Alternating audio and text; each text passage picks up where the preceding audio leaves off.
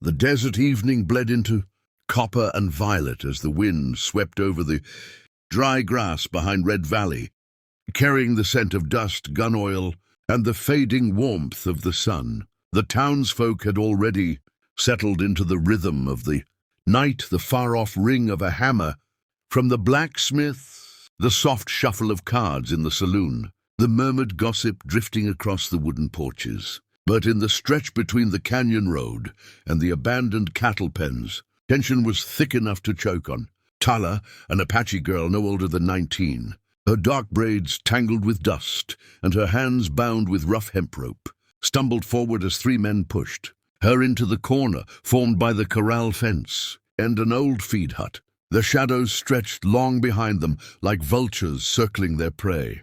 The leader, Bart Kellum, a wiry man with a jagged scar, slicing down his cheek, looked her up and down with the greedy glare of a man who had already decided she belonged to nobody but him. "Half-breed shouldn't be wandering alone," he spat, gripping her arm hard enough to bruise. Tala steadied herself despite the fear burning in her chest. She had been raised to keep her voice steady, even when the world seemed to tilt.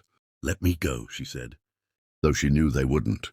The other two, Mason Pike, big as a bull but with less brains, and Jed North, who always seemed half-drunk even when sober, laughed like coyotes circling a kill. "Ain't nobody here to help you," Mason grinned, cracking his knuckles. "Closest lawman's 10 miles east, and nobody gives a damn about Apache girls. But someone did, and that someone was walking toward them with the determination of a storm rolling over flat land." Ethan Cole, the rancher whose land stretched across the North Ridge, had been repairing his fence when he saw the movement, 3 men blocking the path of someone too small, too slight to be anything but in trouble. He didn't run. Ethan didn't need to run. He walked with purpose, boots thudding on the dirt, spurs chiming lightly with every step, his hat pulled low and his eyes sharp as a hawk's. The 3 men didn't hear him approach. They were too busy jeering, too deep in their cruelty to notice the shift in the air. Tala, however, heard the subtle crunch of approaching footsteps and looked past her captors. Her breath caught, not in fear this time, but in the flicker of hope. Ethan reached the edge of the corral, his jaw clenched, his hand resting near but not on his holster. The lamplight from the barn behind him caught in his eyes, turning them steel gray. "Evening, boys," he said, voice steady as a drawn rifle line. The 3 men stiffened. Bart turned slowly, annoyance twisted into his face. "Ain't your business." "Cole." Ethan ignored the comment and looked at Tala, really looked at her, the rope burns on her wrists, the tremble in her stance, the way she held herself like someone who refused to break, even if she had been pushed too far. Then Ethan looked back at Bart. "She's with me." The words cut through the air like a blade. Bart barked a humorless laugh. "Since when do you ride with Apache girls? You got no claim on her. Ain't nobody does." Ethan stepped closer, his boots lined perfectly with Bart's shadow. "I said," he repeated, voice low and dangerous. "She's with me." Mason's grin faltered. Jed swallowed. Everyone in Red Valley knew Ethan Cole. Quiet, respectful, but deadly if provoked. The kind of man who didn't start fights, but ended them with precision. Bart sucked air through his teeth, weighing pride against survival. "Walk away," Ethan warned. "Now!" Bart's hand twitched near his revolver.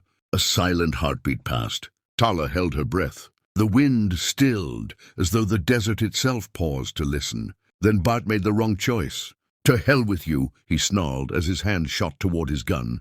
But Ethan was faster. The sound of the hammer clicking back was sharp, final, merciless. Ethan's revolver was out, aimed squarely at Bart's chest before Bart even cleared leather. Mason froze mid-step. Jed choked on a curse. Bart's face drained of color. Ethan didn't raise his voice. He didn't need to. That was a mistake. For 5 long seconds the world held its breath. Then Bart lifted his hands slowly, fingers trembling. Ethan kicked Bart's gun away with calm precision and pointed toward the canyon road. "Get out of here." "All of you." Mason and Jed scrambled away like frightened dogs. Bart lingered a moment longer, as if struggling to understand how his night had collapsed in seconds. Ethan leveled a stare at him that left no room for argument. Bart ran. Only when the three silhouettes disappeared over the ridge did Ethan exhale and holster his weapon. He turned to Tala and knelt, loosening the ropes with careful fingers. "You hurt?" he asked quietly. Tala looked into his eyes, soft now, no longer sharp steel, but warm, steady earth. "No," she whispered. "Because of you." Ethan nodded, offering his hand. The desert night settled around them, not silent, but safe. "You're with me now," he said gently. "Nobody's gonna touch you." And as Tala took his hand, the wind picked up again, no longer carrying danger, but the promise of something new beginning. The sunrise spilled gold across Ethan Cole's ranch as Tala stepped onto the porch, wrapped in the blanket he had given her. For the first time in days, she felt a touch of calm, though the memories of the raid on her tribe still flickered, like distant flames in her mind. Ethan handed her a warm cup of coffee and studied the horizon. "You're safe here," he said, not as a promise but as a truth. Before Tala could thank him, the thunder of hooves shattered the quiet morning. 6 riders appeared from the canyon, dust swirling around them like a warning. Tala stiffened. She recognized the raiders instantly. Their leader, Riker Thorne, rode at the front, a man as cruel as the desert heat. "Cole!" he barked. "You've got what's ours." Ethan stepped off the porch, positioning himself between Tala and the approaching danger. "She doesn't belong to you," he answered calmly. Riker smirked. "You hand her over and maybe we'll spare your land." Ethan didn't move. "She's with me." The raiders drew their guns, but Ethan was faster. His first shot blasted a pistol clean out of a rider's hand, sending the rest scrambling for cover. The ranch erupted with gunfire, dust exploding from the ground as horses reared and men shouted. Ethan moved with sharp, practiced precision, hitting legs, shoulders, guns never killing, only disabling. Tala, refusing to hide while he risked everything, slipped behind the corral and cut loose a spare horse. The animal bolted, scattering the raiders' formation. Ethan seized the opening, firing one perfect shot that knocked Riker's weapon from his grip. Furious and wounded, the raiders retreated toward the ridge, shouting threats as they fled. Silence slowly returned to the ranch, heavy but victorious. Tala stepped to Ethan, breath unsteady. "You didn't have to fight for me," she said. Ethan holstered his gun. "You're under my protection now. Whatever comes next, we face it, together." And as the wind carried the last echoes of the raiders' retreat, Tala realized that for the first time since her world had fallen apart, she was not standing alone. Subscribe to my channel to watch more videos like this, full of quality and entertainment.